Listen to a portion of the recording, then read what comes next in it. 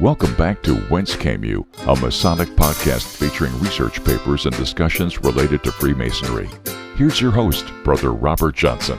All right, this is episode 266, and again, this episode is brought to you by Masonic Revival, contemporary designs for the modern-day Freemason. They've got some amazing things which, quite frankly, are definitely refreshing. Please check them out. You can go to www.masonicrevival.com. There is where Brother Edgar Alejandro, who is also a past master, has put up some of his great works.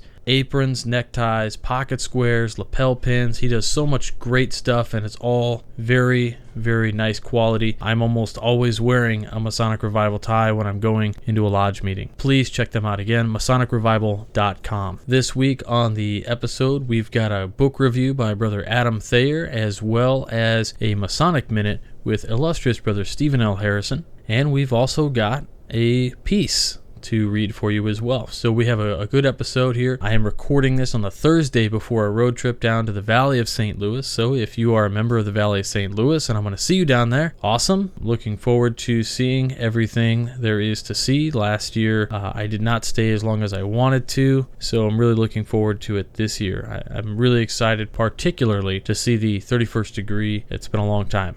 Many thanks to Brother Adam Thayer for hosting the show last week. I know it was a great episode, and we got a lot of compliments on that, so very cool. Grand Lodge of Illinois was amazing. Fellowship was outstanding. Congratulations to everybody who got some Grandmaster Awards of Excellence, and to the Grand Lodge officers for their election for a second year. Really excited to be working with all of you. Some of you have heard, some of you have not. I did become a district deputy, Grandmaster for my district, so a great honor there. I am really excited to serve the district. Got a lot of work to do, as always, and we'll get to it. So without any further delay, we'll get right into this week's first piece. So this piece is pretty interesting. From time to time, I do go back and read Midnight Freemason articles, which were out there well before I was aware of the website and before I became affiliated with it. This particular piece is called Another Masonic Tradition, Heirlooms.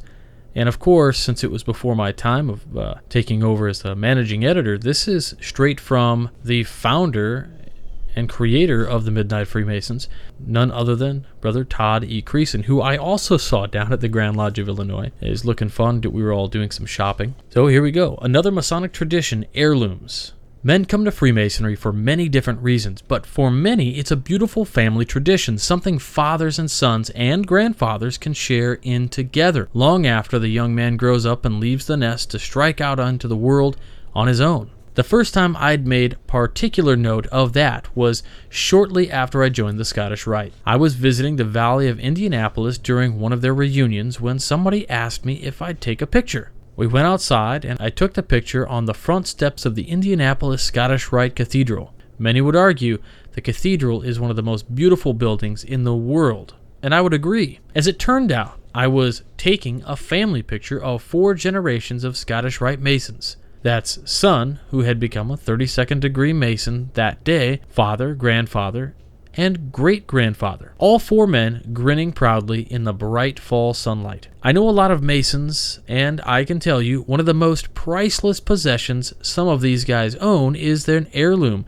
a lapel pin, a ring, tie-tack, cufflinks that belonged to a member of their family, or a close friend who was a Mason. We're not talking about gold and diamonds here. Sometimes it's nothing more than a $3 lacquered pin or a set of $10 electroplated shirt studs. But when received, they are treated as priceless artifacts by those beginning their journey into the craft. One of our past masters was given a Scottish Rite ring by one of his close friends and mentors when he joined the Scottish Rite, a friend of his who has since passed away. It means a lot to him. He wears it just about every meeting and tells the story of where it came from. We raised a young Master Mason a couple of years ago in my lodge. After his degree, his father made a presentation to him. He gave the young man his grandfather's Masonic ring. I have no doubt he knew that ring well. He'd probably seen it on his grandfather's hand, and his father's hand many times. It had probably never occurred to him before that moment that one day he would wear that ring on his own hand. I'll never forget the look on his face as he put the ring on.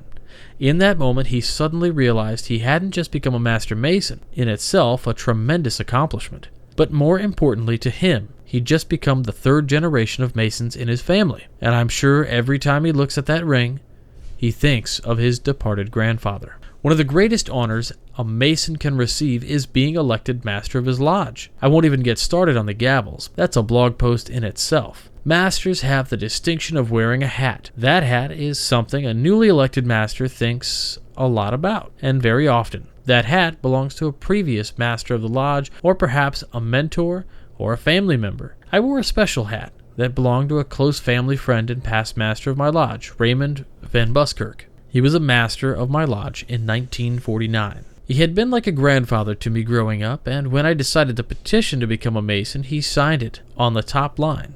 After the longest conversation the two of us had ever had about why I wanted to join. It was a conversation that forever changed our relationship. We went from our previous relationship of being almost grandfather to grandson to Masonic brothers in 90 minutes. When I left that meeting, there was no question in my mind how important he saw the journey that I was about to take. And my life has never been the same since. That was before the books, the blog, the website, the articles, and all that has come since. He passed away when I was master of his lodge, which is how I always saw it. But I think about him every time I slip that old ring on my right finger when I prepare for a Masonic event, that priceless relic that takes me back to my very roots. And in many ways, I'm more honored by that ring I wear on my right hand than I am by the one I wear on my left, the one with the 33 on it. The irony is that I had to have Raymond's ring sized down to fit me. Isn't lost on me. They are big shoes to fill. Those lucky enough to have been given or have inherited an heirloom cherish those items, even a $3 pin. They remind us of those that have gone before us. They remind us of the importance of the work that we do in the world. They give us a sense of tradition that goes far beyond just a noble tradition of the world's oldest fraternity. It makes our journey in Freemasonry much more personal. It reminds us each time we dress for a Masonic event just how large the footprints are that we follow. It gives us the inspiration to make those who gave us the priceless treasures proud of us. It's not the honors we receive after. It's those that motivated us originally to pursue them that matter. Todd E. Creason, 33rd degree. Welcome back to From the Library, where we review and discuss upcoming Masonic books. Today we are reading Freemasons in Oak Island by illustrious brother Stephen L. Harrison. This book was originally released in 2015 and is available in both print and digital formats from the Whence bookstore. I should preface this review by stating that Brother Harrison is a fellow writer on the Midnight Freemasons and fellow contributor to the Whence podcast. I should also let you know that I was a fan of his before being honored to work on some of the same projects as him, and that respect has only grown since then. The mystery surrounding Oak Island has been fascinating people since, allegedly, the 1790s. Somewhere on the island, buried deep beneath the earth, is something. Maybe. The intrigue has grown over the years, and today there is a television show devoted entirely to a group of people digging a gigantic hole, which is entering its 4th season. Brother Harrison's book delves into some of the history of the Oak Island digs, including investigating a lot of the speculation as to what is actually buried there and separating the few known facts from all of the fiction surrounding the legend. As with all of Brother Harrison's writings, this book is exceptionally well researched and written.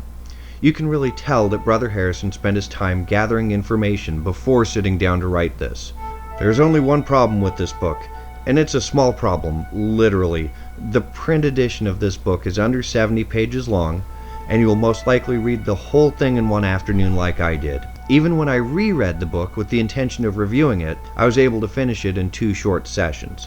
However, for the low price being asked, you're still getting a great value with this book, especially with the depth of information presented in such a short amount of time. As always, for more information regarding the book we've reviewed today, please see the show notes section. For the Whence podcast, I'm Adam Thayer, and I'm heading back to the library. All right, certainly a cool book review. I have been saying the same thing for a long time. I'm just glad that I'm not the only one who felt the same way. Brother Harrison is always a great writer. In fact, I am starting to read his latest book, which is a really, really cool book. And I'll have more about that in a later episode where I may actually score an interview with Brother Harrison, along with some great conversation about some possible topical things. At this point in the show, I also want to remind people of some of the other ways they can help support this show, which is, of course, by going to www.wcypodcast.com, and you can, of course, buy a lapel pin from us. We've got a good amount left. We are acquiring a new set of cufflinks. We are going to be having additional money clips. We are going to have tie bars as well. Those are coming again, so we'll have additional sets. Those are more rare as we only have 25 sets of the items other than the pin that we ship anywhere in the world. The point being, we are spreading light and offering something really cool worldwide for the same cost anywhere, and it's all for spreading the light of Freemasonry. And your purchase, of course, supports this show. Other ways to support the show, we've got a really cool product that we worked on with Brother Levi, who put together something really cool. He owns Banker's Best, which is a really cool place to get some beard care products as well as some other items you might find in a gentleman's apothecary. We worked together to come up with something called King Solomon's Reserve Beard Oil. It's an exclusive collaboration with us here, and 50% of the profits from this product are donated right back to the show, so we can continue to enjoy the awesome programming that we can put together for you. It's a original beard oil recipe specific to the exports of King Solomon's time and location. So the only things that go into this oil, actually it's a beard oil, are the same things that King Solomon would have had at that time. So it's black fig and honey. I've heard nothing but amazing things about it, so you need to check it out. $15 for a 2-ounce bottle, which is a decent amount. So check that out if you can.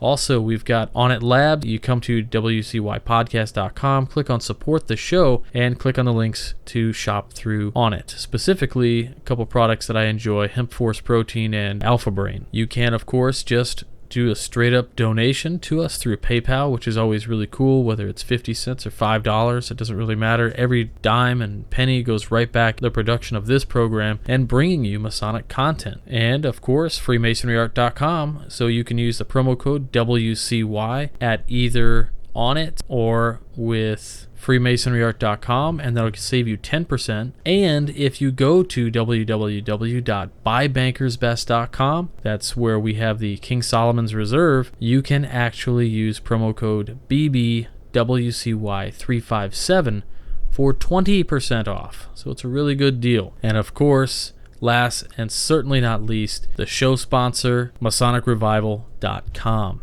Amazing stuff. I really can't say enough good about them, and Brother Edgar, who has generously supported this program for quite a while. So please do check that out. We've got great partnerships with people out there who are all Masons, and it's the proper way to support this show without having your regular type of commercial interruptions. So I hope you don't mind. Next, we're going to go into this week's Masonic Minute with illustrious Brother Stephen L. Harrison.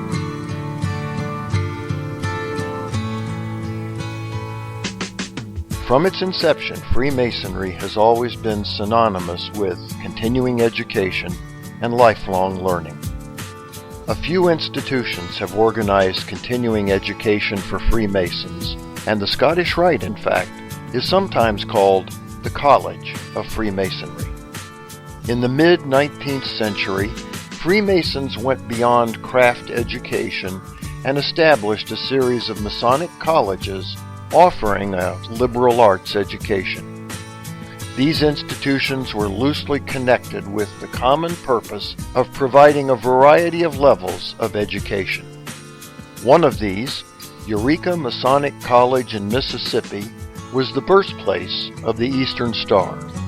While there, in 1849, Rob Morris founded the order so that women could also participate in Freemasonry. Perhaps the most iconic of all these institutions was the Masonic College which the Grand Lodge of Missouri established in 1844 in Philadelphia, Missouri. Citing inadequate facilities, the Grand Lodge moved the college to its permanent home in Lexington in 1847. Its purpose was to provide an education for the children of Masons, especially orphans, but it also admitted any child named Mason, whether having a Masonic affiliation or not.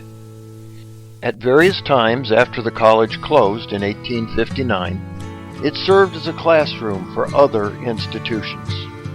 The building closed for 2 years during the Civil War, after which the Grand Lodge of Missouri deeded the property to the state of Missouri, which used it for a military academy. The state handed the property back to the Masons in 1871.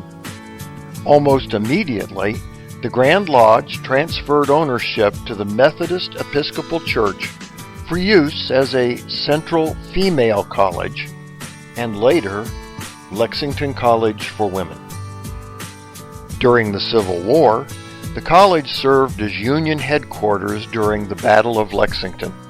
There, Confederate troops attacked under the leadership of General Sterling Price, a member of Missouri's Warren Lodge No. 74. Although his troops overwhelmingly outnumbered the Federal Army, the Union put up a surprisingly fierce fight. Hemp was one of the major agricultural products in Lexington. At the end of the second day of battle, Price's men found dozens of large hemp bales stored in the area, and in the final Confederate push forward, used them as cover as they rolled them in toward the Union forces. This tactic proved effective as none of the Union artillery could penetrate the hemp. Completely overwhelmed, the Federal Army surrendered. Given the unique way in which the Confederates had advanced, the Battle of Lexington is also known as the Battle of the Hemp Bales. Somewhat ironically, Lieutenant Colonel Benjamin W. Grover, former Grand Master of Freemasons in the state of Missouri, was mortally wounded fighting for the North and defending the Masonic College, which he had helped to establish. The building burned in 1932. 2 years later, the Grand Lodge of Missouri built a 40% scale replica of the original building on the site and gave it to the city of Lexington for the perpetual enjoyment of the public. That replica building still stands, surrounded by a garden walkway and 4 brick columns marking the corners of the original structure. For the Whence Came You podcast, this is Steve Harrison with the Masonic Minute. All right, how appropriate. We're learning about learning. So really cool. Thanks to Brother Stephen L. Harrison, 33rd Degree, for bringing us that great segment as always.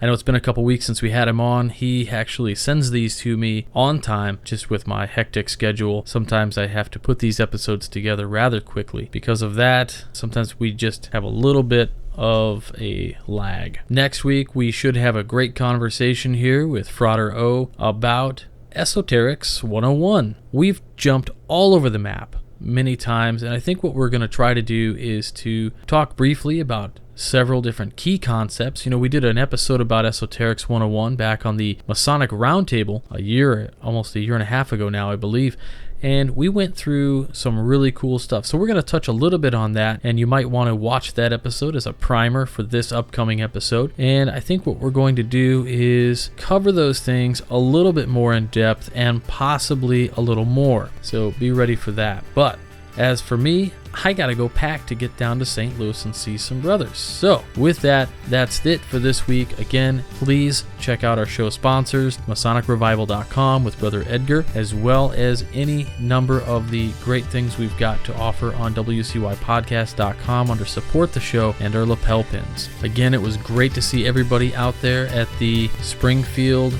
annual sessions for the Grand Lodge of Illinois. It is a time that I always love spending with you guys. It was just amazing. So again, until next week, stay on the level.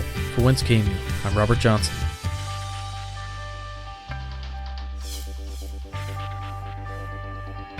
You've been listening to Whence Came You, a Masonic podcast featuring research papers and discussions related to Freemasonry with your host, Brother Robert Johnson.